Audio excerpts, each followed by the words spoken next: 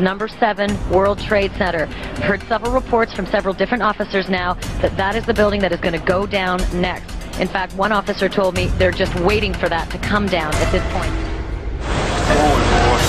You hear that? Keep your eye on that building. It'll be coming down. Building is about to blow up. Move it back. All right, guys. And it sounded like a countdown. And at the last few seconds, he took his hand off, and you heard 3, 2, 1, and he was just saying, "Just run for your life, just run for your life." And then it was like another 2, 3 seconds. You heard explosions, like boom. There's like a distinct sound. This was boom, and like you felt a rumble in the ground, like almost like you wanted to grab onto something.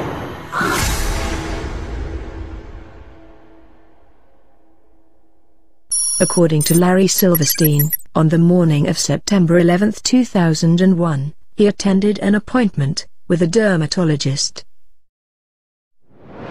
Where were you on September 11th? I was home. And the only reason I wasn't where I was every morning, subsequent to the 26th day of July, my mornings were spent usually at a breakfast meeting at Windows, an 8 o'clock breakfast meeting, Windows, the top of it, and then going down to visit with my tenants, my new tenants, at the Trade Center, getting to know them, understanding their problems and so forth, ascertaining how we could service their needs better, which is one of the first things you do when you acquire a property. You begin to meet your tenants and start talking with them. And so my mornings were spent at the Trade Center, and then by noon I was back uptown. And so that particular morning, because I have light-colored hair and fair skin, and I'm an annuity to the dermatologist, my wife, God bless her, had made an appointment for me at the doctor. And I remember dressing to go to the doctor, and finally saying to my wife, I said, "Sweetheart, I've got so much to do downtown. I got to cancel this. I've got to go downtown." And she said, "You're not going to cancel this appointment. You're going to the dermatologist." And, having been married now to the same woman for 46 years, you get this sense of determination on occasion, their voices. And I said, okay, yes, dear, I'll go. I'll go. And then just minutes later, received a telephone call to turn on a television set and witnessed this horrendous circumstance. The first plane hitting, and then the second plane hitting. Of course, with the second hit, it became obvious that this was terrorism.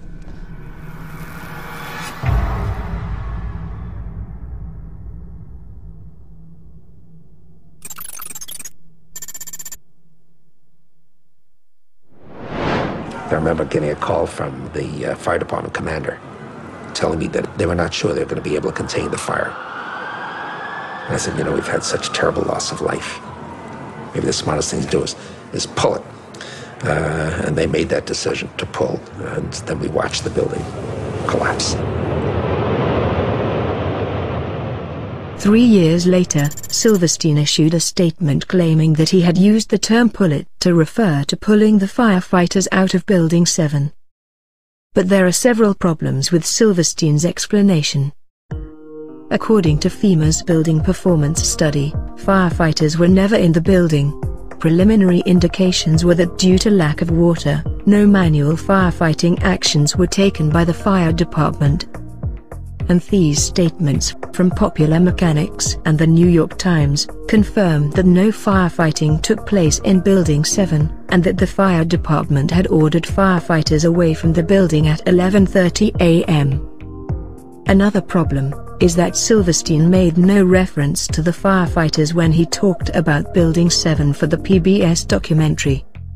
Plus, after Silverstein stated that the decision was made to pull Building 7, he finished his sentence with these words. And then we watched the building collapse. This would indicate that the collapse of Building 7 was the direct result of the decision to pull it.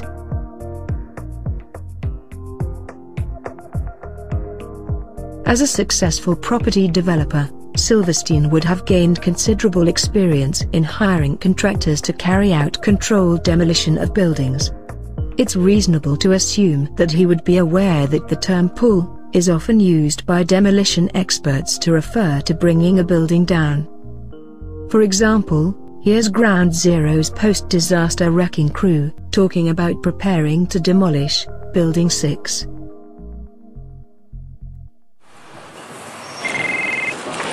Hello? Oh, we're getting ready to pull Building 6.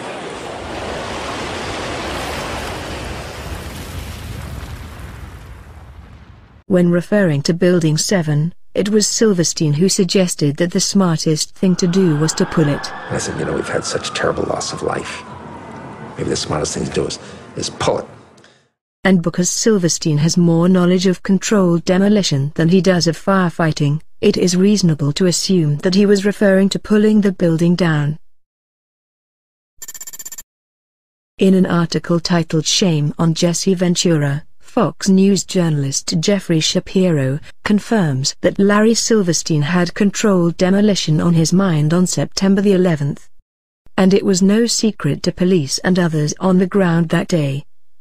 Shapiro stated that on September the 11th, Larry Silverstein was on the phone to his insurance carrier to see if they would authorize the controlled demolition of Building 7. This revelation causes yet another problem for the official story. How could Silverstein expect to carry out a controlled demolition when it takes several weeks to prepare a 47-story building for demolition?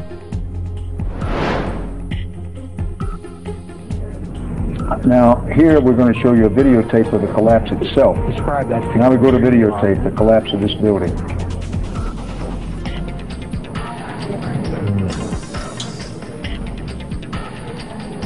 It's amazing. Amazing, incredible, pick your word. For the third time today, it's reminiscent of those pictures we've all seen too much on television before, when a building was deliberately destroyed by well-placed dynamite to knock it down.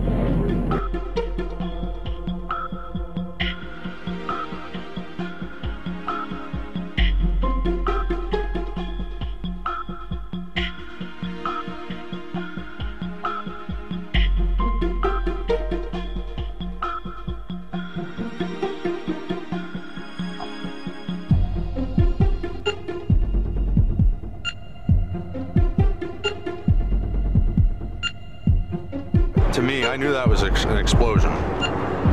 There was no doubt in my mind. September the 11th was clearly a most fortunate day for Larry Silverstein. Not only did he avoid being killed by the attacks, he received a multi-billion-dollar settlement from an insurance policy taken out just a few weeks before. This policy was set up specifically to insure the buildings against destruction via a terrorist attack. This was particularly fortunate, considering the fact that Silverstein was having difficulty in finding new tenants to occupy the buildings at the Trade Center. And it was also particularly fortunate, considering that Silverstein had faced the $1 billion requirement of having to remove the illegal asbestos from every steel beam in the Twin Towers. So, if Larry Silverstein's story is true, then he must surely be the luckiest man alive today.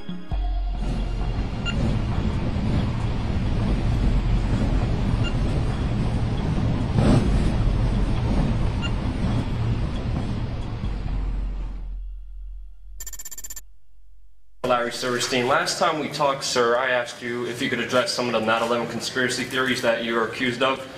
Sadly, your response has actually invited more of them. I mean, for the record, everybody knows your infamous comments on PBS where you said pull Building 7 on 5/25 on the day of 9/11. Your official response was that it was the firefighters. My question is, it was pretty clear that you meant the building, and if it was the firefighters, they already are outside the building by 12 because the water lines were broken. Ask the question. And the fire chief that you said you spoke to, Fire Chief Negro, denies talking to you on that day of 9/11. Can you answer those questions and address the theories against you? I suggest to everybody's consideration Just one question. that we all look at the thousands of pages of testimony that are rendered in the many years since 9/11. And let's use today's session for some of this. Are you aware of testimony of bombs in the building before the building collapsed, sir? Are you aware of that testimony? Sir, there's testimony by Bear Jennings. Sir, you don't have to touch me. Listen, I'll walk away. All I'm asking is a question. I don't have to be kicked out. It's a legitimate question. You don't have to put your hands on me. But all I'm saying is, no, I'm not. I'm here asking. The question was not answered. That's why I have a grievance. Larry Silverstein was told not to come into work. That's why him, his daughter, and his son never showed up to work on 9/11. He put an insurance policy on the buildings. Reporters, do your job, please. Ask some questions. Ask some questions.